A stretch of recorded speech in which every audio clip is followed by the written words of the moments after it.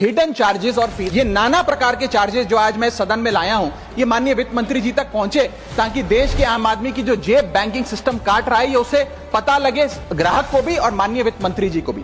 Minimum balance penalty, यदि आप न्यूनतम बैलेंस नहीं रखते हैं तो 100 से 600 रुपए प्रति माह बैंक आपका काट लेता है। इस चार्ज को लगाने के बाद बैंकों ने वित्तीय वर्ष 22-23 में 3500 करोड़ रुपए मिनिमम बैलेंस पेनल्टी के नाम से लोगों से वसूले हैं। मैडम, एक्स्ट्रा एटीएम यूजेज, आपको एटीएम ट्रांजैक्शन के लिए 2 से 3 की मोहलत मिलती है, 2 से 3 की इजाजत मिलती है बैंकों द्वारा। अगर आप चौथा 5वां ट्रांजैक्शन कर लें तो हर ट्रांजैक्शन पे 20 रुपए एटीएम चार्ज आपको देना पड़ता है। इनएक्टिविटी फी 100 से 200 रुपए सालाना। फिर बैंक स्टेटमेंट आप मंगवाते हैं तो बैंक स्टेटमेंट इशुएंस चार्जेस के नाम पर आपसे 50 से 100 रुपए लेता है। फिर आप कहते हैं हमें एसएमएस अलर्ट के माध्यम से मेरे बैंक के खाते में क्या आ रहा है उसकी जानकारी मिले, तो एसएमएस अलर्ट चार्जेस के नाम पर भी प्रति क्वार्टर 20 से 25 रुपए आपसे लिया जाता है। ऑनलाइन पेमेंट करेंगे एनईएफटी की तो ट्रांजैक्शन फी भी ली जाती है। जबरदस्ती आपको पहले लोन बेचते हैं और फिर उसके बाद लोन प्रोसेसिंग फी के नाम पर 1 से 3% लोन अमाउंट का काट लेते हैं। साधारण सा सिग्नेचर बदलवाना हो, नॉमिनी की डिटेल्स बदलवानी हो,